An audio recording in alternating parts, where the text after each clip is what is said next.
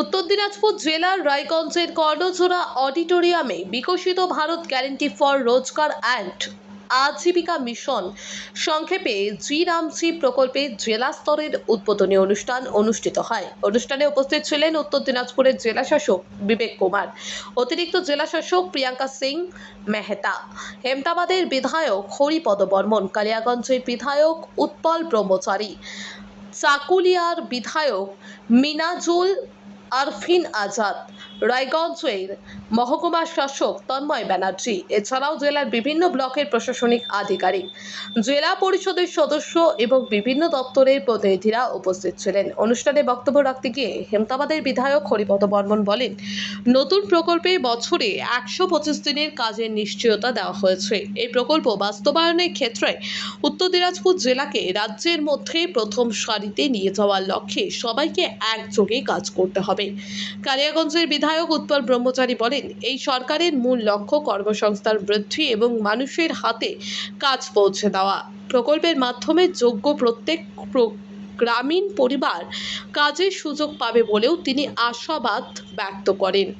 এদিন জেলা শাসক বিবেক কুমার বলেন, জি রামজি প্রকল্পের সফল বাস্তবায়নের জন্য জেলা প্রশাসন সম্পূর্ণ প্রস্তুত। প্রকল্পের সমস্ত নির্দেশিকা মেনে স্বচ্ছ ও সময়বদ্ধভাবে কাজ করা হবে। গ্রামীণ এলাকার যোগ্য উপভোক্তাদের কাছে প্রকল্পের সুবিধা পৌঁছে দিতে প্রশাসনের প্রতিটি স্তর সমন্বিতভাবে কাজ করবে। একই সঙ্গে কর্মসংস্থান বৃদ্ধি ও গ্রামীণ উন্নয়নকে আরও গতিশীল করাই এই প্রকল্পের প্রধান লক্ষ্য। অনুষ্ঠানে প্রকল্পের বিভিন্ন দিক, বাস্তবায়ন প্রক্রিয়া এবং প্রশাসনিক প্রস্তুতি নিয়ে বিস্তারিত আলোচনা করা হয়। জেলার বিভিন্ন ব্লকের আধিকারিকদেরও প্রয়োজনীয় দিক নির্দেশ দেওয়া হয় যাতে প্রকল্পটি দ্রুত ও কার্যকরভাবে বাস্তবায়িত করা যায়। রায়গঞ্জ থেকে গৌরব ভট্টাচার্যের রিপোর্ট, রায়গঞ্জ টিভি। আজকে আমাদের জেলা স্তरीय আমরা पंच सम्मेलन प्रोग्राम করলাম বিবিজি রামজি বেসিক ভারে গ্যারান্টি ফর রোজগার এন্ড আজীবিকা মিশন যে আমাদের যে 1 জুলাই থেকে আমাদের রাজ্যে আর আমাদের জেলায় চালু হয়েছে। তো তাহলে আজকে যত পাবলিক রিপ্রেজেন্টেটিভ ছিল মানে আমাদের এমএলএরা, তারপরে আমাদের জেলা পরিষদের মেম্বার, আমাদের সভাপতি, সহকারী সভাপতি, এই লোকজনকে আজকে জেলা আমরা আজকে এখানে ডেকেছি। সঙ্গে সঙ্গে বিডিওরা আছে, আমাদেরও আধিকারিকজন আছে। তো বেসিক্যালি যে আমাদের যে গ্রামীণ যে প্রকল্প আছে এখানে 125 দিনের জন্য যে কাজ দেওয়া হবে গ্রামের লোকজনকে 18 বছর থেকে একটু উপরে থাকে।